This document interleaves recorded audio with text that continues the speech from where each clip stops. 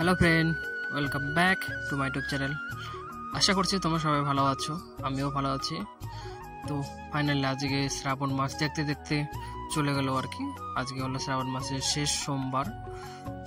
তো আমি এর আগে ভিডিওতে বলেছিলাম যে আমাদের যে বাড়ির পাশে মেলাটা হয় আর কি, শ্রাবণ মাসে বলে মেলাটা। তো আমি শেষ সোমবারে আমাদের এখানে ভিডিও করবো আর কি। তো ফাইনালি সেই দিনটা এসেছে আর কি। আজকে হলো শ্রাবণ মাসের শেষ সোমবার। তো তার জন্য মেলাবারের ব্লগটা নিয়ে আসলাম। তো এখন বাজে সকাল 11টা আর কি। আমি এখানে ওয়েট করছি মাধবের জন্য।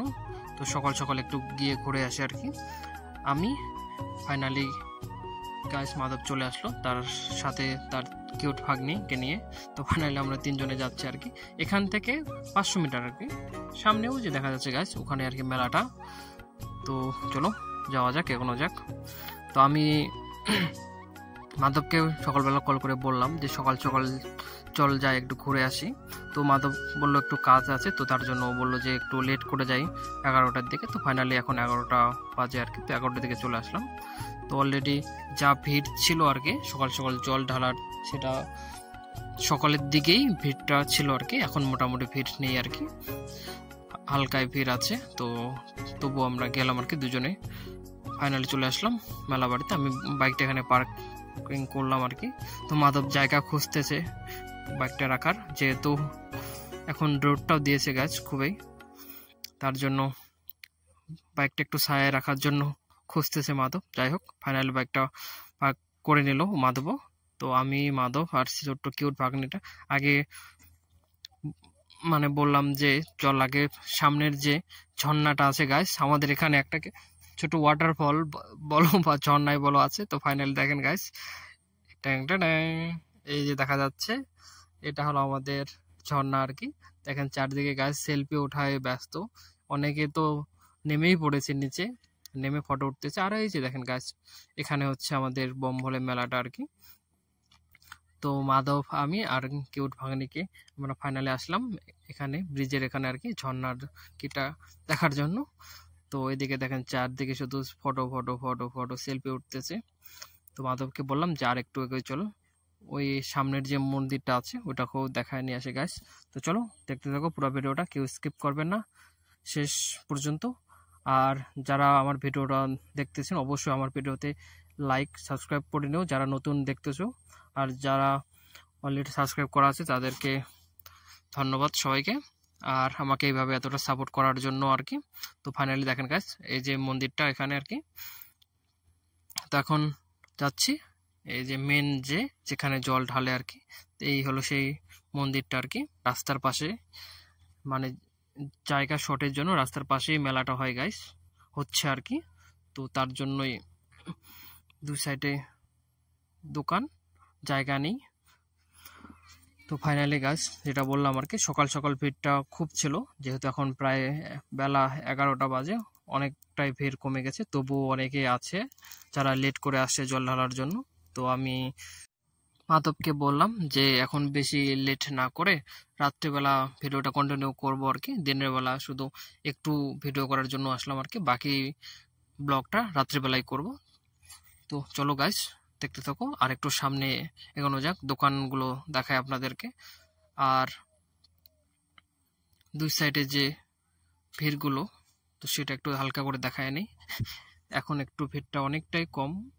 তো তার জন্য যে দেখেন লাইনের ওখানেও ভিড় নেই। অলরেডি বললাম যে সকালের দিকে সব শেষ হয়ে গেছে। আর সকাল সকাল আসলে গাছ অনেকটাই ভিড় ছিল, একদম লাইন করে। তবু অনেকেই আছে আর কি এখন অব্দি পুজো দিতেছে। তো দেখতে থাকো ভিডিওটা।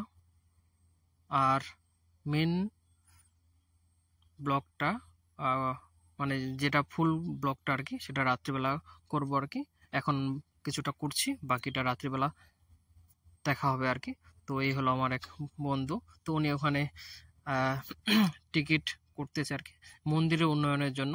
তো 10 টাকা করে টিকিট হয়েছে আর কি, করে দিয়েছে কমিটির তরফ থেকে, যে 10 টাকা করে টিকিট কেটে তারপরে এন্ট্রি করতে দিচ্ছে আর কি জল ঢালার জন্য। যাই হোক,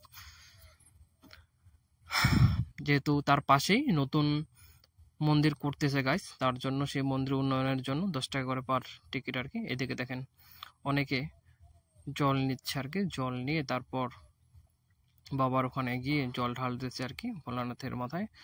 একদম শেষ শ্রাবণ মেলা গাইস, আবার সামনের বছর আসবে। দেখতে দেখতেই শ্রাবণ মাসটা চলে গেল, লাস্ট সোমবার ফাইনালি। তো এই হলো আমাদের বাড়ির পাশে মাসানগোড়ার পাট, এখানে শ্রাবণমালা আমাদের বাড়ি থেকে 1 কিলোমিটার ডিস্টেন্স আর কি।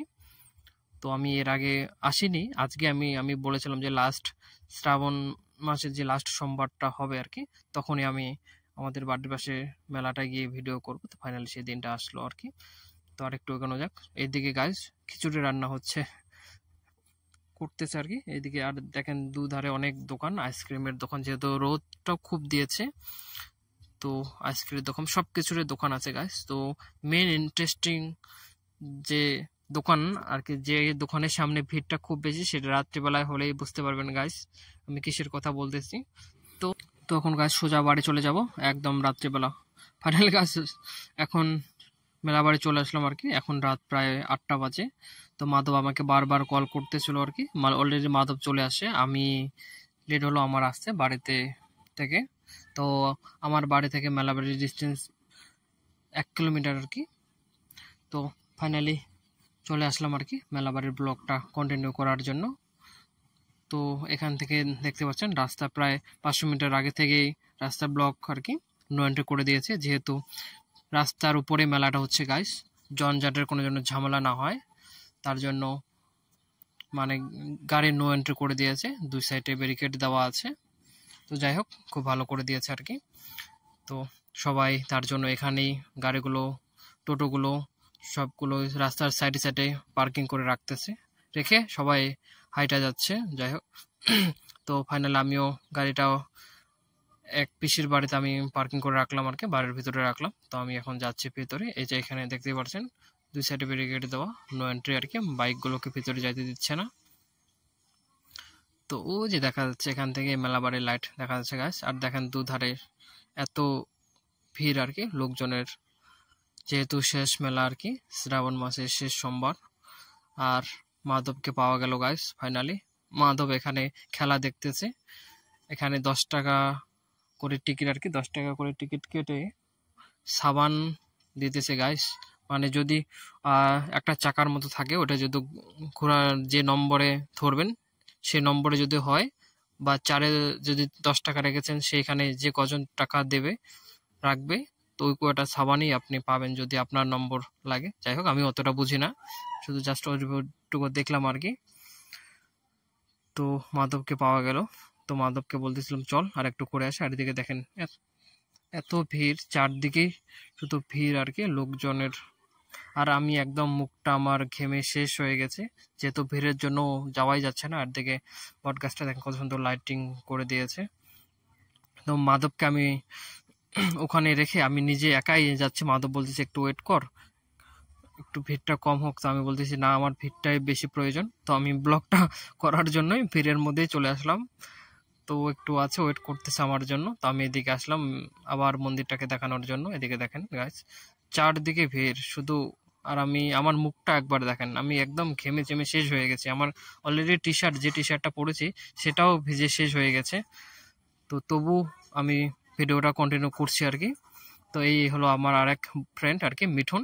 তো মেলায় গিয়ে ওর সাথে দেখা হলো। তো ফাইনাল আমরা দুজনে ঘুরতেছি আর কি, মাধব ওইদিকে আছে। তো আমরা এখন যাচ্ছি সেই মিনি ওয়াটারফলকে দেখার জন্য গাইস, যেটা আমি দিনের বেলা বলেছি আর কি। চারদিকে ভিড়, এখনো ওখানে সেলফি উঠতেছে সবাই গাইস। তো যাই হোক এই যে দেখতে পাচ্ছেন এই ব্রিজটা, গরমের জন্য আর বেশি কিছু বলতেও পারতেছে না, আর ভিডিওটা কন্টিনিউ করা যাচ্ছে না গাইস, মানে এতটাই ভিড় ছিল অতিরিক্ত। তো তার জন্য আমি ভিডিওটা এখানেই এন্ড করতে বাধ্য হচ্ছি এখন। তো যাই হোক ভিডিওটি দেখার জন্য ধন্যবাদ, লাইক শেয়ার সাবস্ক্রাইব করে দিন। Thank you for watching, bye by.